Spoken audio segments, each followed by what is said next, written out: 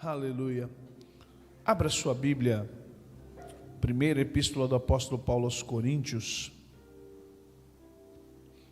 capítulo 2.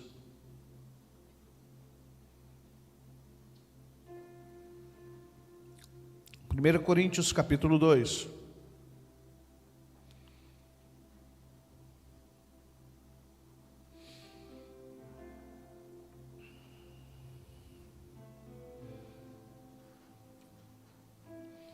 Verso 4 até o 7.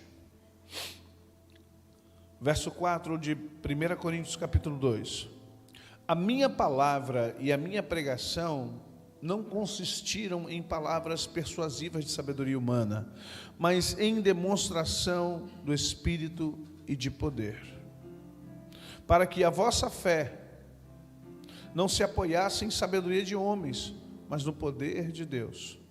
Todavia, falamos sabedoria entre os perfeitos, não, porém, a sabedoria deste mundo, nem dos príncipes desse mundo, que se aniquilam, mas falamos a sabedoria de Deus, oculta em mistério, a qual Deus ordenou, antes dos séculos, para a nossa glória. Fala conosco, Senhor, precisamos ouvir Tua voz, Teu poder, manifesta em nossas vidas. Clamamos a Ti porque temos necessidade, ó Pai. Muito obrigado por todos que aqui estão. Obrigado pelos que estão aqui fisicamente no templo, aqueles que estão em casa, Pai. Obrigado pela Tua mão poderosa. Essa é a nossa oração, nossa gratidão no nome de Jesus. Amém. O capítulo 2 de 1 Coríntios é muito conhecido por causa do verso 9. Nem olhos viram, nem ouvidos ouviram. Só que esse texto ele é pensado de algo muito maior. Paulo, no capítulo 2, ele se dedica a falar de sabedoria espiritual. O capítulo 2, você vai ver muitas vezes Paulo falando assim, não falamos com sabedoria humana. Ele vai repetir isso lá no verso 13.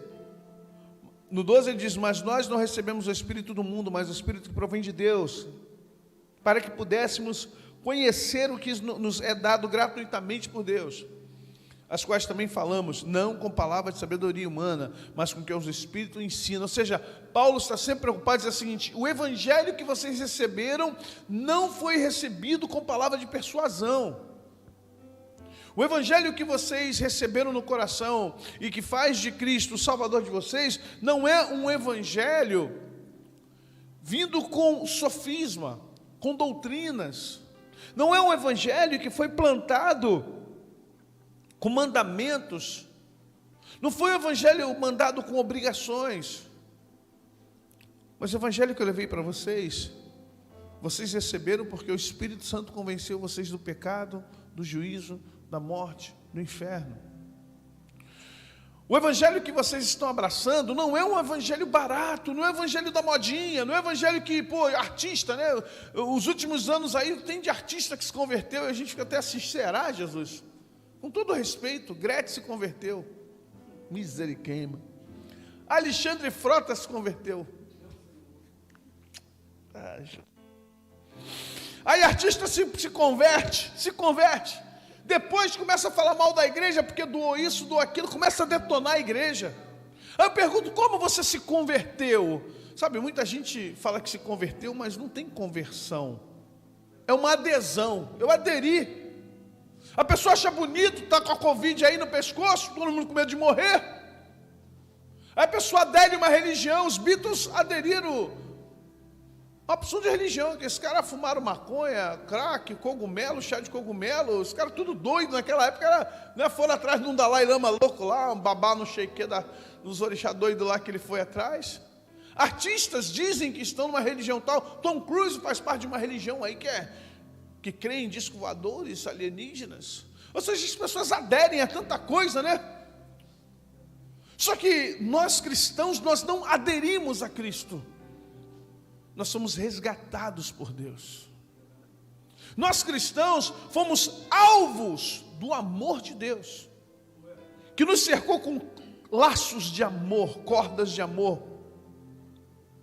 Quando Paulo fala assim, olha, o evangelho que eu levei para vocês, eu levei com a sabedoria espiritual, porque se eu explicar Jesus morrendo na cruz dizendo que ele salva, é uma coisa mais louca do mundo. O evangelho da cruz é escândalo, é loucura para aqueles que se perdem, mas para aqueles que são salvos é palavra de salvação, é palavra de poder, é vida eterna. Em decorrência disso, todavia falamos sabedoria entre os perfeitos, não porém a sabedoria deste mundo, nem dos príncipes do mundo que se aniquilam. Aí Paulo está dizendo assim, olha, a nossa conversa, o nosso papo de crente, não é um papo de doutrina, não é um papo de dialeto de crente. As conversas que temos, elas são entendidas, é engraçado, né? Dois crentes conversando, tirando o dialeto crentez, é claro, né? Varão, vaso, varoa, deserto, furil, tirando essa parte, né, o manto, terra, oh meu Deus, tirando essa parte que é o mais engraçado de nós, mas quando dois cristãos estão falando das coisas de Deus, das coisas de Cristo, para quem está de fora é um ímpio, é complicado entender, porque é uma palavra em sabedoria, é uma conversa de sabedoria. Você falar do poder de Deus, do amor de Deus, você falar da forma como Deus age, da forma como Deus trabalha, a forma como Deus, sabe, como Deus opera milagres. Você comentar uma mensagem no trabalho e você pontuar a mensagem e dizer o que realmente Deus falou através da mensagem. Você estar dentro de um contexto de tentar entender o que Deus está fazendo no mundo, para quem está de fora é loucura, mas para nós que estamos habituados com a palavra, com o contexto, é a sabedoria de Deus para as nossas vidas. Quando Paulo chega lá no verso 9, ele está concluindo uma coisa muito interessante. Ele está dizendo assim, vocês precisam conseguir viver dentro desse contexto da sabedoria divina, porque se vocês regredirem para a sabedoria humana, para o intelecto humano, para a sabedoria da faculdade, aí Paulo não está indo contra o estudo, deixando bem claro, Paulo não está indo contra a formação, Paulo só está dizendo assim, as coisas de Deus só se compreendem com a sabedoria de Deus. E por que eu estou trazendo essa palavra? Porque você só vai compreender o momento em que estamos vivendo de pandemia, de economia difícil, de política difícil no Brasil, de tudo isso que está acontecendo, se você olhar tudo isso com o panorama dos olhos de sabedoria de Deus. Se você enxergar isso com olhos humanos, você vai dizer, Jesus, que inferno! Se você olhar com olhos humanos para o que está acontecendo, vai dizer, meu Deus, vontade de explodir o STF. Como ser humano? É ruim que não, hein? Estou vendo o irmão aqui pedindo oração pelo Renan Calheiros. Falei, meu irmão, eu bancaria os Boanerges. Vou começar a orar para descer fogo no céu na cabeça desse manto. Como ser humano, olhar para Alexandre, o ministro Alexandre, como ser humano, meu irmão, que vontade, não gosto nem de falar. Não vou dar lugar à carne não, irmão. Pegar um Alexandre de Moraes pela frente sozinho, imagina, num beco. É tu mesmo, chega aí, irmão. Chega aí. Mas isso é sabedoria humana. Isso é sentimento humano. E às vezes confesso a vocês que tem muita vontade mesmo de pedir a Deus para fazer certas coisas em alguns lugares, com pessoas que têm poder e dinheiro e que estão arrasando não só com o Brasil, mas com o mundo. Mas aí somos levados a pensar o seguinte, você não vive mais debaixo de uma sabedoria humana, porque foi a sabedoria humana que levou Eva a concluir que podia comer do fruto e que nada iria acontecer. Foi a sabedoria humana que levou Sansão a achar que a hora que ele quisesse ele se livrava do laço dos filisteus. Foi a sabedoria humana que achou que Davi poderia fazer o que quisesse e se safar. Foi a sabedoria humana que achou, que fez com que Saul entendesse que poderia sacrificar no lugar de Samuel, que ia dar tudo certo. Sabe, a sabedoria humana só coloca a gente na furada. A sabedoria humana só faz a gente achar que é muito esperto, que é muito bom, que vai acontecer e não vai. Quantas vezes você e eu nos iludimos com sabedoria humana e achamos que o nosso plano está bonitinho. Aí vem Deus e diz assim, eu é quem sei o que penso a respeito de vós, diz o Senhor. Os seus pensamentos, lá em Isaías, ele fala, não são os meus, e os meus caminhos não são os vossos. Por isso que o apóstolo Paulo, tão sabiamente, ele diz assim, ei, nós não falamos as coisas que estamos vendo, sentindo e vendo com palavras de sabedoria humana. Elas são limitadas. E se nós queremos vencer esse momento, amado irmão, amada irmã, precisamos clamar a Deus a sabedoria divina. O próprio apóstolo Paulo, aqui mesmo em 1 Coríntios, no capítulo 12, ele vai falar que um dos dons do Espírito Santo é a palavra de sabedoria e a palavra de conhecimento. Mas para você ter a palavra de sabedoria, o dom da palavra de sabedoria, a sabedoria de Deus tem que vir sobre você. E eu entendo que quando estamos em sabedoria divina, tomamos as decisões certas, falamos das coisas certas, assumimos posturas certas, observamos de forma certa e podemos traçar planos corretos. Porque aí nós lembramos em Provérbios 16, diz assim: o coração do homem, sabedoria humana, pode fazer planos, mas a resposta certa vem dos lábios do Senhor. É a hora que você diz: Deus, eu gostaria de fazer, mas eu preciso de sabedoria para dar um passo. Eu preciso de sabedoria para não tomar a decisão errada, não tomar a atitude errada, não tomar a direção errada. A sabedoria de Deus aniquila toda inteligência humana. A sabedoria de Deus, como diz Paulo, não é como a sabedoria dos príncipes que se aniquilam, que vão embora. Sun Tzu, grande general chinês, Sócrates, Aristóteles, Platão, é o trio da filosofia. Nós temos tanta gente inteligente: Galileu Galilei, Heródoto, historiador grego. Nós temos Cícero, historiador romano. Temos muita gente que, olhando para a história, todos sábios, inteligentes, gênios. Mas sabe, nenhum deles conseguiu alcançar um desfecho bom e final para suas vidas. Nenhum deles você vê. Nikola Tesla, a gente fala hoje de Wi-Fi, de Bluetooth. Nikola Tesla, no início do século XX, já tinha o planejamento do Bluetooth e do Wi-Fi. Meu Deus, que homem mais inteligente que esse? Não só sinal de internet, ele já falava da eletricidade andando no ar. Einstein nos deu a teoria da relatividade do tempo, teoria geral. Você vai ver tanta gente inteligente nesse mundo que fez parte da história. Mas sabe, o que faz o mundo mudar não são invenções de pessoas inteligentes. O que fez o mundo mudar e o que faz o mundo mudar são atitudes de sabedoria vindo da parte de Deus. Se você olhar para a Bíblia, sabe, meus queridos, você vai ver um Daniel cheio de sabedoria de Deus. Você vai ver homens e mulheres sendo dotados de uma sabedoria tremenda, em momentos chaves de dificuldade. Mordecai com Esther. Você vai ver Noemi, a sogra de Ruth, o filho tinha morrido, dando a ela palavras e conselhos sábios. E o conselho de Noemi para Ruth simplesmente suscitou a geração de Jessé, de onde vem Jesus, a raiz de Davi.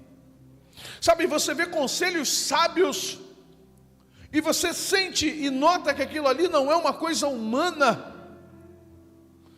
Você sente quando alguém está dentro de um processo de sabedoria divina e quando alguém está agindo por inteligência humana. E nós precisamos, esse é o nosso desafio para hoje, no trabalho, na família, na igreja, na rua, estar dentro de um processo de sabedoria e dizer: Jesus, estou perdendo a paciência. Jesus, já diminuíram o meu salário, já diminuíram minha carga horária, estou sentindo que vou ser mandado embora, acho que eu vou fazer alguma coisa. Não, você vai pedir a Deus sabedoria. Fala: Senhor, me dá sabedoria. Jesus, estou gastando tudo que eu tenho, só estou com uma reservazinha no banco, eu acho que eu vou comprar um carro para fazer um Uber. Jesus, acho que eu vou montar uma pastelaria, ninguém deixa de comer. Jesus, acho que eu vou montar um açougue. Jesus, acho que eu vou montar uma lanchonete. Jesus, acho que eu vou pegar esse dinheiro e vou fazer uma reforma ali. Peça sabedoria.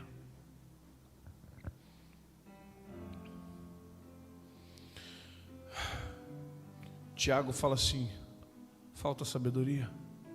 Peça a Deus, que dá, sem negar nada. que dá uma sabedoria para que você possa entender o que você não entende. Sabedoria para falar, sabedoria para responder, sabedoria para se portar, sabedoria para tantas coisas. E aí Paulo, no verso 9 diz, nem olhos viram.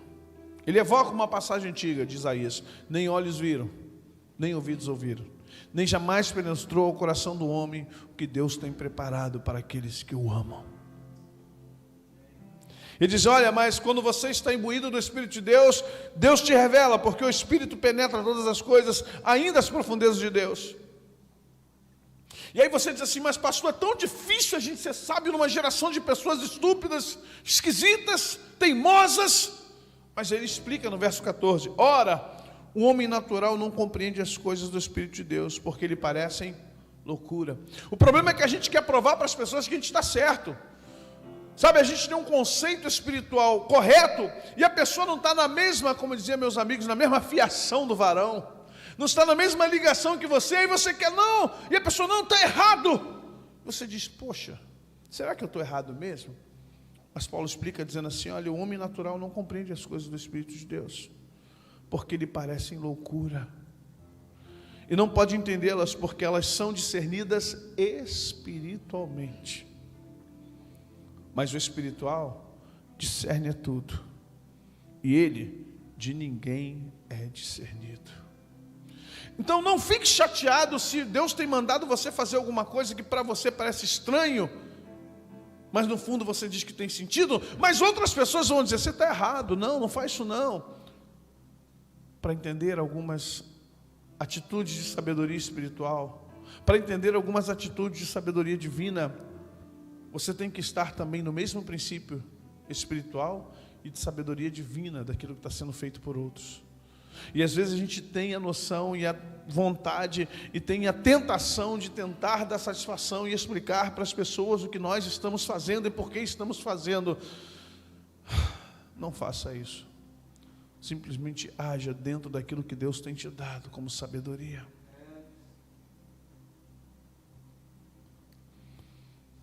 Mas o que é espiritual discerne bem a tudo. E olha que interessante. E ele de ninguém é discernido. Sabe o que Paulo está dizendo? Não é que você se esconde, não. Paulo não está dizendo que você fica oculto. Ele está dizendo assim, olha, o que você está discernindo, nem todos vão discernir. O que você sabe, nem todos vão saber.